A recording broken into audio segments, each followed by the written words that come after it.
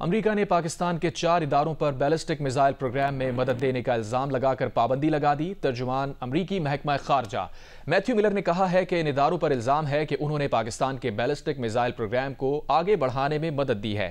اسی پر مزید بات کریں گے، تجزیہ کار عائشہ صدیقہ نے ہمیں جوائن کیا ہے۔ بہت شکریہ عائشہ صاحبہ آپ کے وقت کا۔ امریکہ کی جانب سے پابندیاں لگائی گئی ہیں، کیا کہیں گے؟ دیکھیں جی، یہ پابندیاں تو آہستہ آہستہ لگ ہی رہی تھیں۔ آج سے آپ کو شاید یاد ہو 2-3 مہینے پہلے سینکشن انہوں نے کیا تھا 2-3 چائنیز کمپنی کو اور انڈیویجولز کو بھی، جن پہ الزام تھا کہ بیلسٹک میزائل جو ہے پاکستان کا، اس میں انہوں نے مدد کی۔ تو یہ سینکشن جو ہے یہ ریگولر سینکشنز ہے جو نیوکلیئر پرولیفریشن ہے اس کے مد میں پاکستان جو ہے وہ الائن نہیں ہے یونائٹڈ اسٹیٹس کے ساتھ، اور اسی سلسلے کی یہ کڑی ہے، اور اس میں میرے خیال میں کوئی پاکستان کی ڈومیسٹک پالیٹکس سے اس کا کوئی تعلق نہیں۔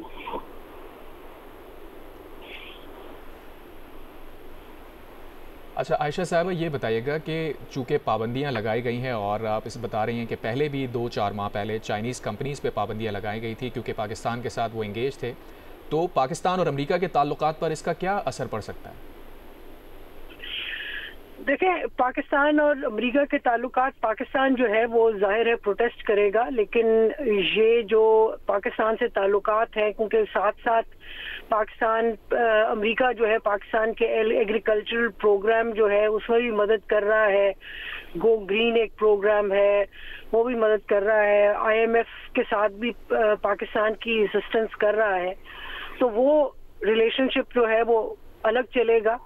لیکن یہ بات سمجھنے کی ہے کہ پاکستان چونکہ اب الائن نہیں ہے اسٹریٹجکلی امریکہ کے ساتھ، تو یہ جو نیوکلیئر اور بیلسٹک میزائل کی مد میں جو تعلقات ہیں وہ ایسے ہی چلیں گے، یعنی کہ پاکستان کے لیے کوئی اس میں کوئی چھوٹ نہیں ہے، اس میں کوئی پاکستان کے لیے گنجائش نہیں ہے۔ باقی تعلقات جو ہے وہ چلیں گے۔ اب یہ پاکستان پہ ہے، پاکستان ظاہر ہے پروٹیسٹ کرے گا، لیکن میرے خیال میں اس سے آگے کوئی بات بڑھے گی نہیں۔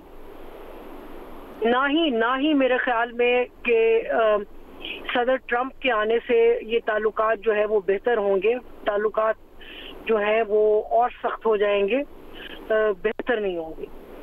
اچھا عائشہ صاحبہ، وزارت خارجہ کا اس کے اوپر رد عمل بھی آیا ہے اور انہوں نے اس پورے عمل کو تعصب کا نتیجہ قرار دیا ہے، اس پہ کیا کہیں گے؟ دیکھیں، ان کی بات بھی صحیح ہے، کیونکہ ان کا یہ ہے کہ جیسے ہندوستان کا جو ایٹمی پروگرام ہے اس پہ نہیں ہے، لیکن میرے خیال میں ہم یہ بھول جاتے ہیں کہ ہندوستان کے ساتھ جو انڈو پیسیفک اسٹریٹجی ہے امریکہ کی، جو کہ 2012 میں بننا شروع ہوئی، اس میں ہندوستان کا اپنا ایک رول ہے، جو ملک الائنڈ ہے امریکہ کے ساتھ، ہندوستان کا اس میں شامل ہوتا ہے ان ممالک میں، ہم اس میں نہیں ہیں۔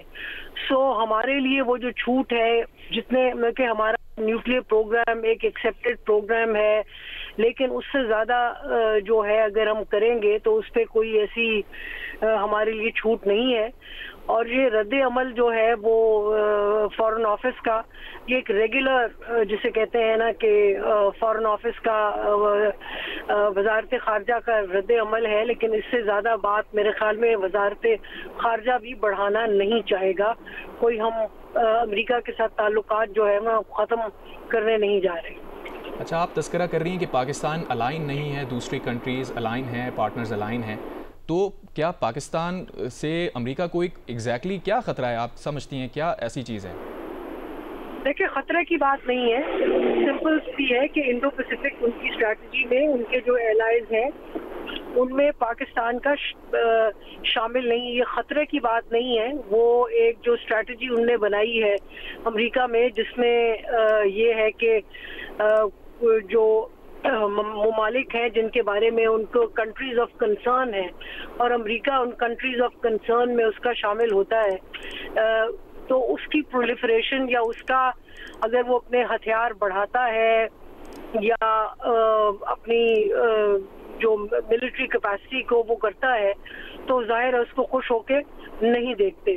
اس سے زیادہ جو ہے وہ مطلب کہ اس کو اسی پیرائے میں آپ دیکھیں۔ تجزیہ کار عائشہ صدیق، بہت شکریہ آپ کا۔